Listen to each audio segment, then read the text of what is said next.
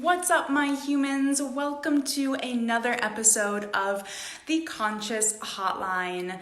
I'm Altair, I am a co-host here, and I have the joy of interviewing Brian Clopp today. And Brian Clopp is a dear friend of mine. We are also working together on a very exciting business project at the moment that might come up a little bit in the conversation. But I'm going to go ahead and invite Brian onto the call, and let's just dive in.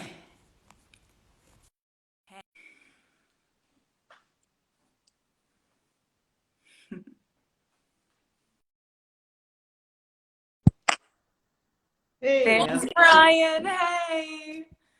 How are you? I'm great. You know, my day is winding down, so I can tell you confidently that the 26th of August is it's a great day. You're in for a treat, Brian. I love it. That's great. Because you are based right now in New Jersey. Yep, that's right. I just flew back in last night from Nevada, or they say it's Nevada out there, which Yeah, totally. In cowboy country. yep, yep, definitely.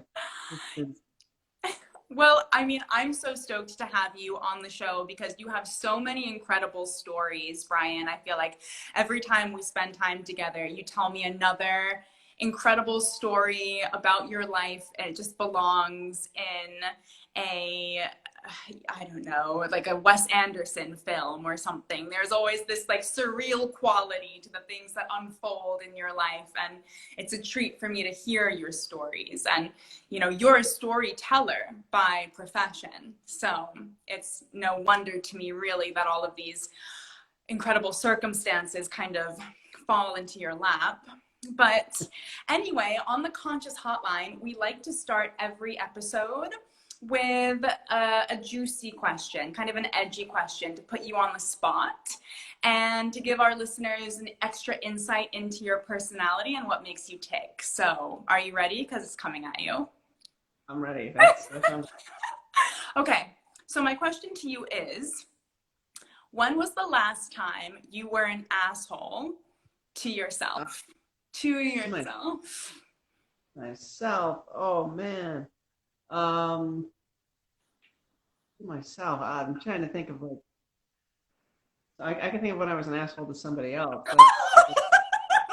Okay, well, we can start there. I I think just can't imagine you being an asshole to anyone, Brian, so. I've been recently, okay, I could give that example. So I would say to myself, not really much, except for just going to bed way too late, not getting enough sleep. Yeah. On this recent gather, so there's a nonprofit called the Wild Horse Campaign, American Wild Horse Campaign, that sends me out sometimes to capture. Our government has this bizarre program called the Wild Horse and Burro Program, and they do these weird things like they go and capture wild horses and they chase them with a helicopter. So it's can be a little bit barbaric when things go sideways. Like there was one in Utah last week where horses were running into barbed wire fences, and uh, I've seen horses run and hit their head and break their neck and get dragged off. Um, so this past week, I was out in Nevada, in cowboy country. We were about 60 miles out into wilderness. Just imagine these dirt roads that just go on through these rolling mountains and difficult terrain, and you've got foxes and all kinds of wildlife out there in the desert and these wild horses. So sometimes you just don't get enough sleep, and your body is like yelling at you when you're getting 3 hours of sleep a night for an entire week. But that would be the asshole to myself. The asshole to someone else. That was there was a little things get heated because there's maybe another advocacy group out there and they feel one way and they don't like the way that the group that's paying you is doing it, and they end up um, getting into arguments. So a couple days later, after things were totally fine, I the guy Well, the one group I initially had a flat tire. They didn't stop to help. I kind of held them to that the next day. I sort of like really let them know it wasn't appropriate, like when you're out in the wilderness, to not help someone with a flat tire, Awful. even if you don't agree. Awful. So things got uh, smoothed over, and then he was like, "Hey, if you want to follow us out, I GPSed it out because we're at a new location." Like, and I was like, "Yeah, okay." And then I was like thinking, I was like, "Well, I'm actually pretty self-sufficient. I know exactly how to get out, like really well." And so, like, while they're like tinkering in the car, like getting their seatbelts on, I just gunned it. I just passed them, and just like roared down the road. So it's just like nothing but dust. And I mean, I realized like there they were being really friendly, like, hey, you can follow us so you can get your way out, like giving that olive branch of like, we'll be nice with you. And there I am, just like, You're like, very fuck nice. you. I don't need your GPS. Look at Yeah, me roll, eat my dust. yeah, All right, exactly. you make So, a statement. and I realized after, as I'm like watching the dust pile up, I was like, I'm totally being an asshole right now. And here he was like trying to be really friendly and like extending off. I was like, all right, to Mike, wherever you are, I'll make it up. I Well, think I was. even the best of us, Brian, those of us who are really here to have a positive impact on earth, who feel propelled by a mission with such motivation and dedication, it's like you do feel like there's a militant quality to you. You do feel it at some point, like you're at war. You got to take a side here. And, I think it happens to the best of us that we just need to demonstrate our power, our strength, and our values, however that comes out. What's fascinating is I realized in the moment, well, I'm being an asshole, and then watching the dust pick up, and I realized the rest of the week I was like, I'm pretty friendly, but I think I was on extra friendly area like for the rest of that, where everybody I encountered for the rest of the week was getting just super kindness from me. I think once you realize you're being a jerk, you correct your behavior and you just start overcompensating by being like super sweet to the person you were a jerk to and to like literally everyone, from like the person next to you on the airplane to the person at the grocery store to like everyone. So Well, this is an amazing segue, Brian, because I feel like, yeah, that's normal for someone like you, who's highly empathic, compassionate, has a moral compass with a lot of integrity, right? And I think that actually overwhelmingly, you go out into the world and someone behaves like an asshole, they don't reflect on that typically. And if they do, they're not going to try and compensate for that behavior throughout the rest of the week because they feel somehow a healthy amount of shame for participating in a petty, pissing contest or whatever. So, I want to touch on this quality as being a unique quality, especially in the work that you do and the circles that you have been in your career. I know that you spend a lot of time in Los Angeles as a filmmaker. You were in Hollywood. It's amazing. Like, you now work for a nonprofit organization that is helping to raise awareness about the maltreatment of wild horses, which is really a symbol of freedom and nature and environmentalism and all of these incredible themes. But you don't find a lot of that in Hollywood, I imagine. I mean, can you tell us a couple of horror stories, maybe, of what was like a typical interaction? yes, typically Hollywood, it sounds horrible, and it is horrible. It's so hard to say because like you're smiling, you're sweet, and what I'm going to say is like one of the most awful things to hear. And it's like, Like pedophiles. Let's talk about pedophiles. that's what I was going to say. I was like, you've got in Hollywood, you've got um, women who want to act, and they are encountering men who pretend to produce. And Mm. seen a lot of friends meet people at bars or tell me horror stories of how they were promised a role in a movie if they did some things. And it's literally everywhere. Walk into any bar in LA and you've got some like douchebag guy, like pretending he produced something, or maybe he did, and he's just using that to just get, like, basically luring women who are fresh into LA. I want to act.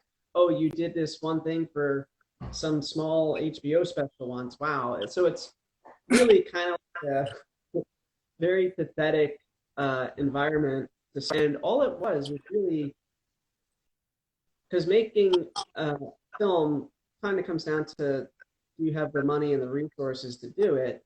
And it was just constantly chasing people who say they have money but don't, or who say they have access to something but don't.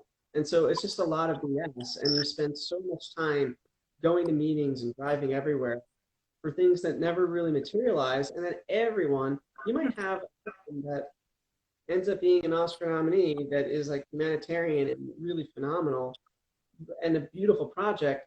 But people, when they see it and they look at your project, they don't care about your project. They just try to rope you into their project.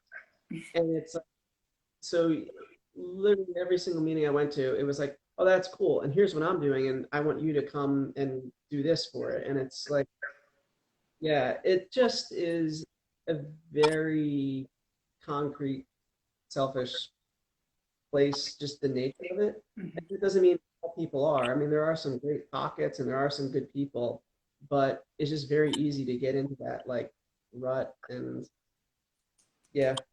Right. So, There's this theme of self-serving, but like beyond that, because you meet people all the time who are selfish and they just care about their own lives and their own work and that sort of thing. But there are more insidious, expressions of human nature that I feel are leaking out. Especially now, we're seeing it more in the media, or at least on social media, that in these elite sections of various industries, whether it's Hollywood or tech, media of any kind, people are engaging in disgusting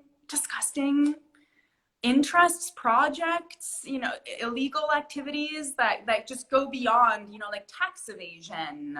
It's actually like physically harming, emotionally harming, psychologically harming people, including, young women, children.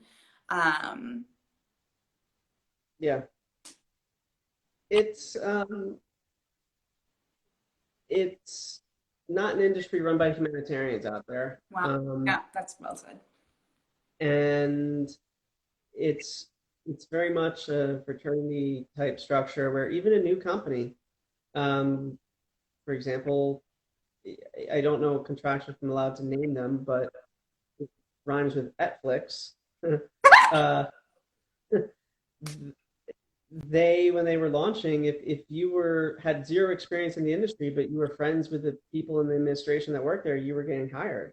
But if you, and I saw them hire people that had zero experience, and these people were making major decisions on what films to greenlight, budgets, what to distribute, and really outrageous. But then on the flip side, I did encounter a few little gems, like, and sadly, some of them were bought up by other companies, but um, Fox Searchlight was approachable. That's now owned by Disney.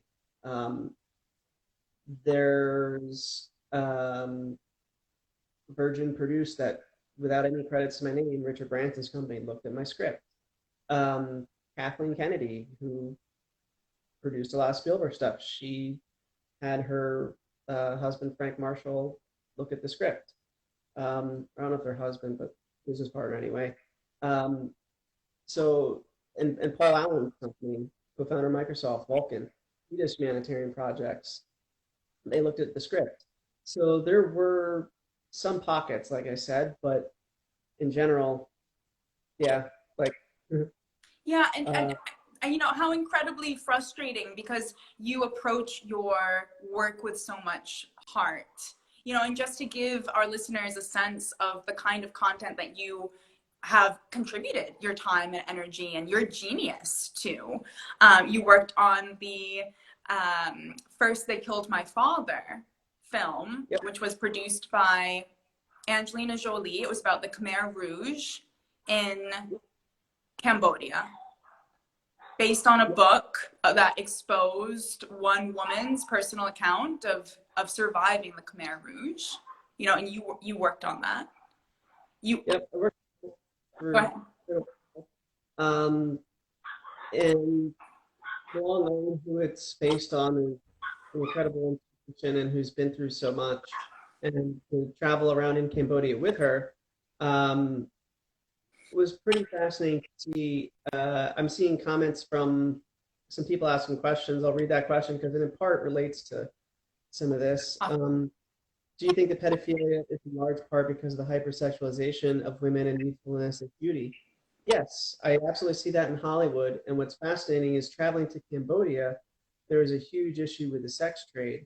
And in fact, the hotel that I stayed in during this trip with a Colorado group called Lead for Love, we did a little yoga, staying a paddleboard trip around with Tina Murdoch and some wonderful people. Yeah, yeah, I know them.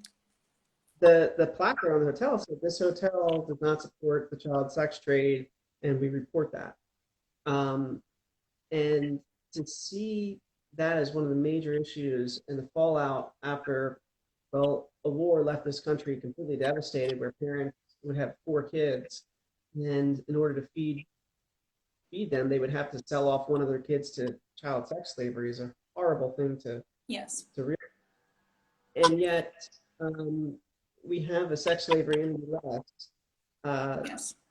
Forms both an actual trade that's underground and then also like something very on the surface with women being exploited in different professions, especially in Hollywood. And to see the parallels of that, like you go to another country and think, oh, how awful, how could this happen? And yet it's happening in the US, and yet it's almost institutionalized in the US, where if a woman wants a career bump or is being lured with such, like it's really like just shocking that it has gone on, that you've had the whole Weinstein stuff, and you've had, and you still have things like that going on. It's almost like we've talked about equality in America, but we haven't really practiced it. Right. Like we've stuck our foot in the equality waters, but we haven't taken it where it needs to be. Oh my God, Um, yes. I mean, when I was living in Indonesia and everyone talks about how corrupt it is as a nation, wow, you can't get anything done here. Look at the politicians. They're just all these big men in suits. You have to bribe them if you want to get anything done. And it's like, yeah, well, at least they're open about their corruption. You know, America tries to pretend that they're not corrupt. And it's just incorporated. it's Yep, absolutely. And so I see like Hollywood has become an industry, but not just Hollywood. There's a lot of industries where women, when you go to work, um, like you've got to put on your the social norm is put on makeup, do your hair, look really, really good. Um, as a guy, like what do we do? We put on a nice shirt and that's about it. The women are expected to have like, high heels to show off their bodies. All these social norms that have just completely um, put women into these roles that uh, it's just how things were in the 50s still are having an impact today, and things haven't changed for women, for race, for a lot of things.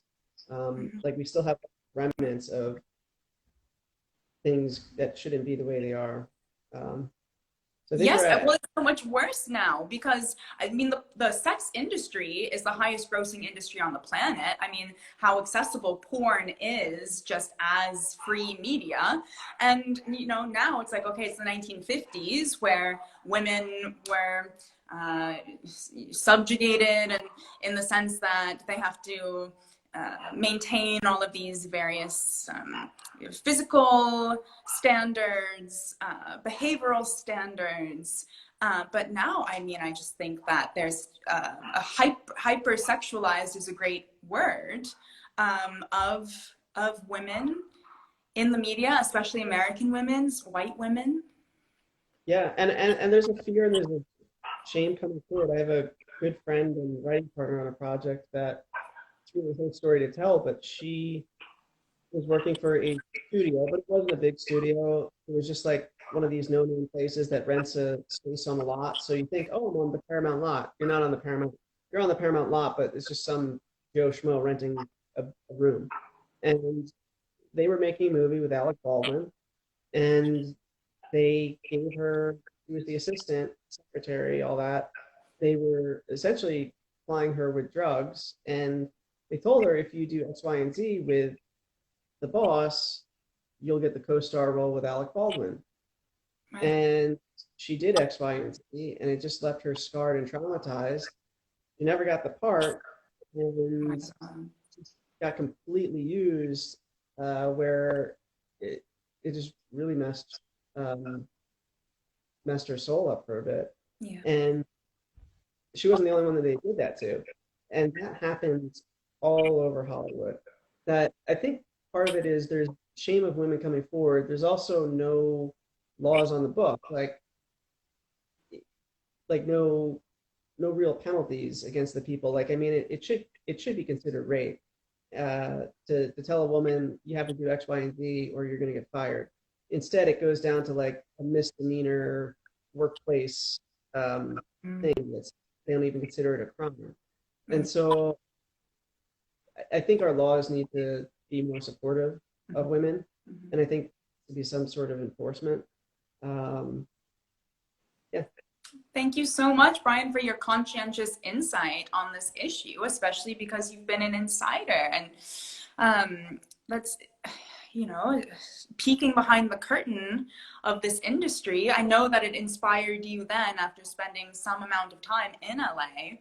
It wasn't something that you could stomach anymore. I mean, I just became physically nauseous hearing this one story. So I can imagine that encounter after encounter after encounter, you start to get a little bit jaded and drained and frustrated and disappointed. And I would even venture to say perhaps heartbroken, because when we are growing up, we look at Hollywood to be this place where dreams are made, where you can create impossible visions and entertain millions of people and all these beautiful, glamorous celebrities who inspire you to do something better and bigger with your life. All of that is an illusion and a facade, to the extent that that's not how things are operating on a day-to-day basis behind the scenes. So I guess my question to you at this point is, how did you come to be able to continue to navigate your own dreams and your own success as a filmmaker and photographer? Because you have been incredibly successful. You just won a Travel Photographer of the Year for your amazing work with Wild Horses. And so how have you managed to continue to pursue your passions in a way that aligns with your values? That's a really good question. So once you're in LA and you realize it's not like Fantasia with Mickey Mouse painting everything, and it's more like the Wizard of Oz, where you get there, only the wizard, instead of being this like short, weird dude, he's like this creepy old guy. Like Smoking a that's pipe, reading Playboy, yeah, really playful and doing like a platter of a cocaine. It's like cocaine, exactly. I don't want to really be associated with that. So yeah, There's and no you place do like home. There's no place like home. There's no place like home. Get me out of here. yeah. And there are great people out there. Like you see some friends that gives you that glimmer of hope, like your friend that's the script supervisor for Seth MacFarlane with one of his shows, and like it's like, oh, cool. Like there are good people in Hollywood. Um, but yeah, I just realized like, okay, I spent 5 years on a project, and studios can rip you off, no surprise. So I realized like, okay, can't go through something like that again. What do you want to do with your time? Like time is precious in life. So I realized, imagine all the impact I could have had over a 5 year period doing other projects or doing my own project, or instead of trying to peddle something around to get money behind it, which can take years, I realized I could do so much better on Earth and have like, a much bigger impact uh, doing my own projects at an indie level, which is I just did a 20-minute short on Native Americans in the 1600s, encountering the first surviving settler of New Jersey, which is the first one they didn't kill. They were like, "You're cool, we'll let you live." And then, and she spent her life like forging peace between the two groups in the area. And then the other was also realizing, okay, well, film is something I like to do, and stories are things that I like to get out there. But one, on a practical sense, you need to be able to essentially self-finance, like come up with a successful business where you can fund your own project, so you're not spending years trying to get money from someone else. And it's like, as I look back, it's like, I could have invented something like this, launched it, made millions, and then funded my own film. So, and it's like I look at what my gifts and talents are. Like, I've got a great eye, good with coming up with stories, and intelligent, so I can do some cool business stuff. And so that's where I realized too, I didn't want to just make an impact in the world with film, but I also wanted to do leaving good things behind. I launched a business called Donate Up, where the technology let people round up to go to charity. And that led into something interesting. The LA mayor's office called me in to meet with them. I'm like, this is interesting. And I asked, how did you get my info? And they said Obama's White House. So apparently I had a contact, and I didn't know it was with Obama's White House, and they had like a sheet of like entrepreneurs who cared about humanity, and they were trying to, in the final months, I guess, get something going. And I never got an invite because it never materialized. But I was on like this watch sheet. It's kind of cool, of the White House. So they had referred me to the LA Mayor's office, and the LA Mayor's office brought me down to the World Harvest Food Bank, which is the largest food bank in LA, feeds 55,000 families a year. And they asked me to troubleshoot a problem, and that was they were being displaced, and they were having their rent go from $3,000 a month to $48,000 a month, which is like off the charts. Any guess why? I have no idea, Brian. Reveal the mystery. You know this. I'm being cheeky because this, of course, is the genesis of the project that you and I are working on together. Exactly. And so, well, it was cannabis. Once pot was legalized, the grow farms were buying up the warehouses in downtown LA, which are not rent controlled. And as a result, all the charities that were in the nonprofits in these spaces were bumped out. They couldn't afford the skyrocketing rent.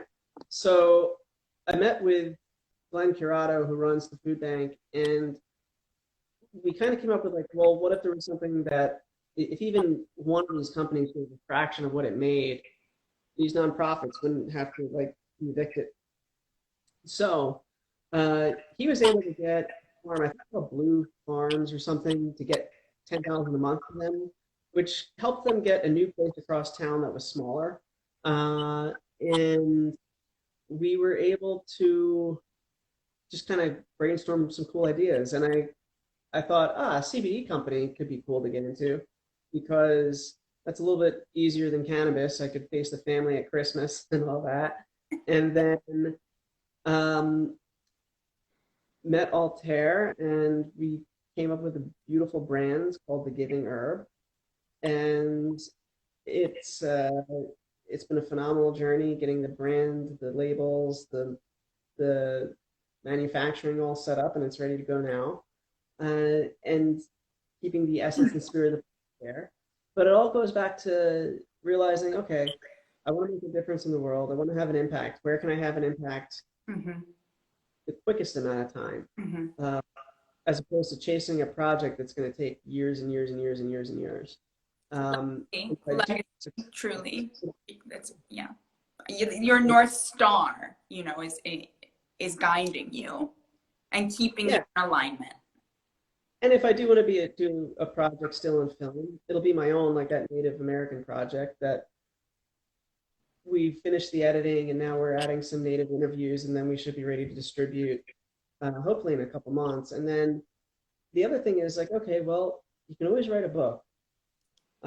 because they can't steal that from you, and you can always do that in a short time or a quick time or whatever. So I'm thinking that that's a good creative outlet too. So I love it. Well, Brian, we've reached the end technically of our interview time. So, I'm sure there are people watching this who might be interested in getting your advice, your input, your counsel, your kind of consulting prowess when it comes to taking a story and bringing it to life in a way that doesn't have to compromise your values, your integrity, and your heart. So if it's okay with you, I'm going to put your details in the show notes below because I want people to learn more also about what you do. absolutely, life's definitely contact me. You can shoot me a private message. And life's a gift, so it's like what matters is what you do with it. And there's the path that you want, and then there's the path that the world wants you to do. So you gotta sometimes listen to the world when things aren't working out and there's a really hard path. Sure, try going over the hurdles and try overcoming it. But then sometimes you gotta take the path of least resistance, go with the flow, and start doing high impact projects that the world is aligning. Like I just happen to be aligned. Here you are randomly in LA. Here's this food bank. Here's this Yes. problem. Yes. You have the solution. It's like, so embrace the invitations when they show up and when they feel good, right? Like in your gut. yes, exactly. Beautiful, beautiful. Well, I don't know, Brian. I want, technically the interview is over, but in terms of like bonus features, do you think in under 5 minutes you can tell the story of how you were recruited by the CIA in college? Because the story is hilarious and it makes me feel like I'm co-CEO with like legit James Bond. So also it's just so incredible to know that the CIA actually goes out and like scouts for agents. They do. So I had joined I went to a career fair and at Rutgers, and they put everyone's resume on the CD, and I'm a senior. And apparently there were a couple of things that stood out to them. I could speak a little bit of Spanish. I was in a secret honor society, Cap and Skull, which is out of a class of 10,000, only in the 18 on leadership, merit, and character.